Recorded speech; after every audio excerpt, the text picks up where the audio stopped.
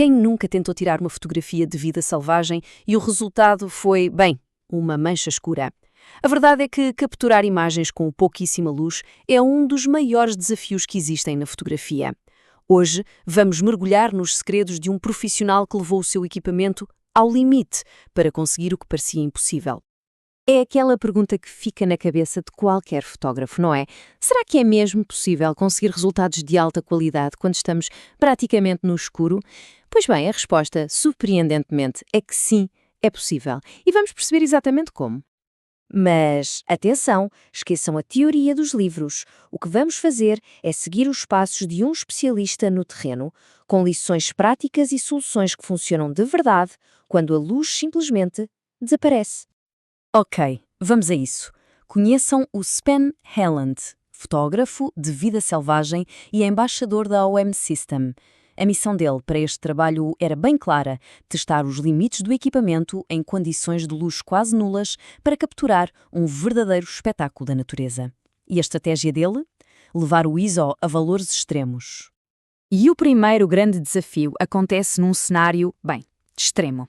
Esqueçam a ideia de um pôr do sol. Estamos a falar da escuridão total. Muito, mas muito antes do primeiro raio de luz da madrugada sequer pensar em aparecer. O cenário é o ritual de acasalamento do galo-lira, uma espécie que está na lista vermelha, ou seja, em perigo. O trabalho começa horas antes do amanhecer, num breu completo, para não perturbar as aves. Portanto, o desafio aqui não é só técnico, é também uma questão de respeito, conseguir a foto sem causar o mínimo de estresse aos animais. Então, como é que se começa a fotografar na escuridão total? Bem, em vez de lutar contra a falta de luz, a primeira abordagem é usá-la de forma criativa. A ideia é abraçar o movimento, o desfoque e transformá-los em elementos artísticos. E é aqui que a criatividade entra em força, com duas técnicas geniais. A primeira, o panning. A câmara segue a ave, mantendo-a nítida, e o fundo transforma-se num rasto de movimento espetacular. A segunda é o oposto, o desfoque de ação.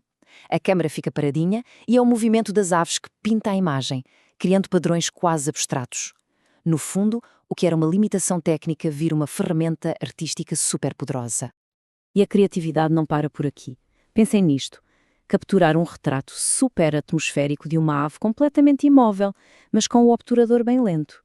Ou então, ainda melhor, focar numa fêmea parada e deixar que os machos à volta dela se transformem em manchas de movimento desfocado.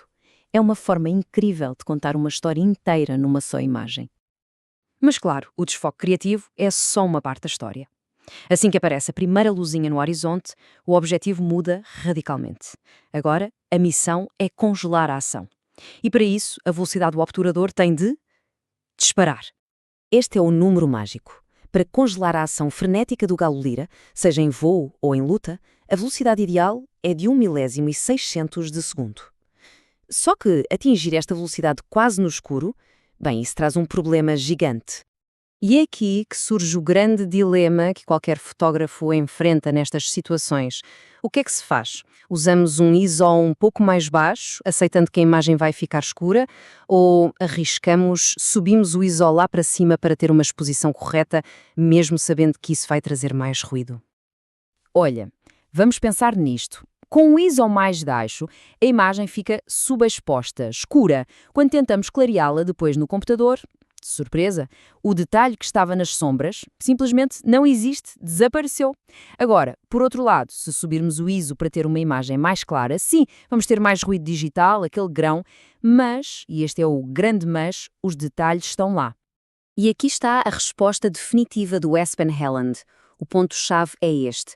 É muito, mas muito mais fácil lidar com o ruído numa foto bem exposta do que tentar quase por milagre recuperar detalhes de uma imagem escura. A tecnologia de hoje em dia para redução de ruído tornou esta escolha clara. E isto leva-nos, claro, para o computador, para a fase de pós-processamento. Porque antigamente uma foto cheia de ruído era basicamente para o lixo. Mas hoje as ferramentas digitais viraram o jogo por completo.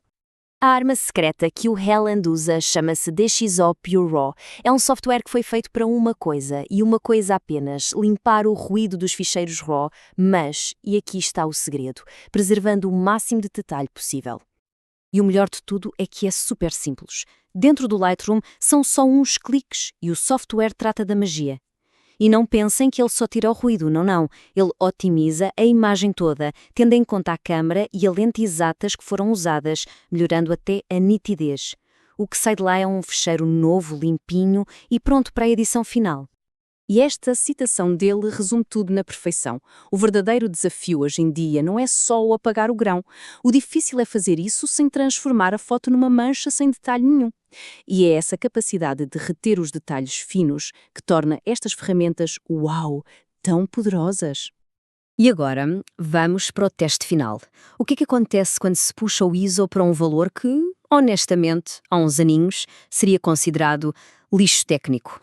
40.000. É isso mesmo. Esse foi o ISO, um número que faria a maioria dos fotógrafos fugir a 7 pés. Mas aqui, foi o que tornou possível capturar uma imagem que, de outra forma, nunca existiria. E a chave para isto ter funcionado está toda no tipo de fotografia. Era uma silhueta. Percebem? O objetivo não era ver os detalhes das penas da ave, mas sim captar a sua forma contra aquele céu incrível do amanhecer. Com o ISO a 40.000, foi possível usar a tal velocidade de 1/1600 para congelar a ave no ar. Depois de passar pelo Pure RAW, o resultado foi uma imagem limpa, nítida e absolutamente espetacular. E tudo isto deixa-nos a pensar numa coisa importante, não é? Aquela foto a 40.000 ISO desafia completamente a nossa ideia de perfeição técnica. Não é uma imagem pura, longe disso, mas captura um momento único. Então, no final do dia, o que é que faz uma fotografia ser boa? É a ausência total de defeitos técnicos ou é o poder que ela tem de nos fazer sentir alguma coisa? Essa resposta, bem, essa fica para cada um de nós.